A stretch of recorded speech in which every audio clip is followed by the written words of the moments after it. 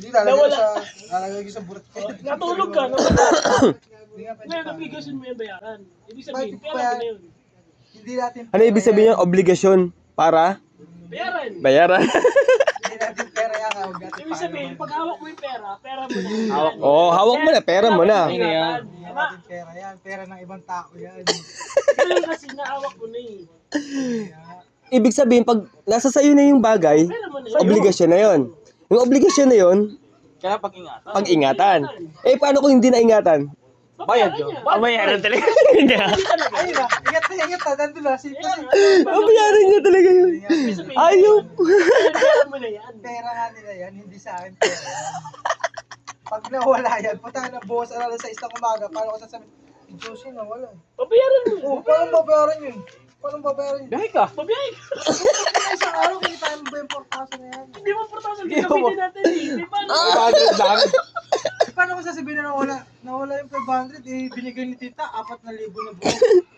Paano nawala yung 500, di 3,500? Tama sabihin mo. Ngay. Nauutang ka sa barkada Oo. mo. Pwede ganyan. Sabi mo, pasensya na tala, lasing ako kagabi. Hindi pwede pa ka na pwede, hindi na ating pera. Uurutin lang natin. Oo, nagpapay. Hindi na ko rin pinagkati natin. Doon yung pakilaman. Dampi lang. Ay, 4,000. Ano, 500 manalagas. Di ba, Kurot lang yun eh.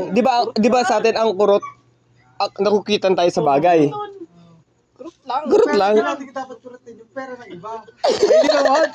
Di, may pera iba yan eh. Pera mo na yan eh. Pera mo yan, Bob. Hindi tayo. Ayan ba, pag nawala, papalitan mo, hindi.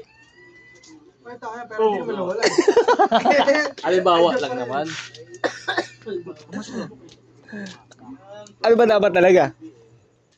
Pera niya, kasi pahawak niya eh.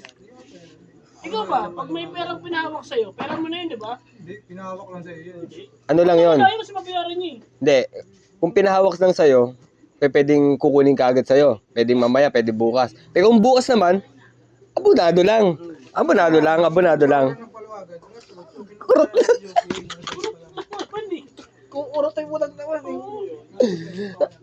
Imbis na pag ihiramin mo kay Bungay. Kurot tayo dyan. Kurot 300, akin na kasi 500, hirap ko sa akin. Kukurot ako doon. Pabayaran ko ngayon sa'yo. Bukas. Kita magkurutan, matulog. Ayop na yan. Pabayaran ko sa'yo bukas.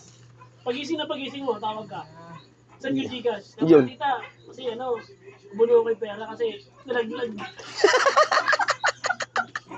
Lagi sa lang isang libo lang nalaglag. Nakurot tayo. Ayop na yan.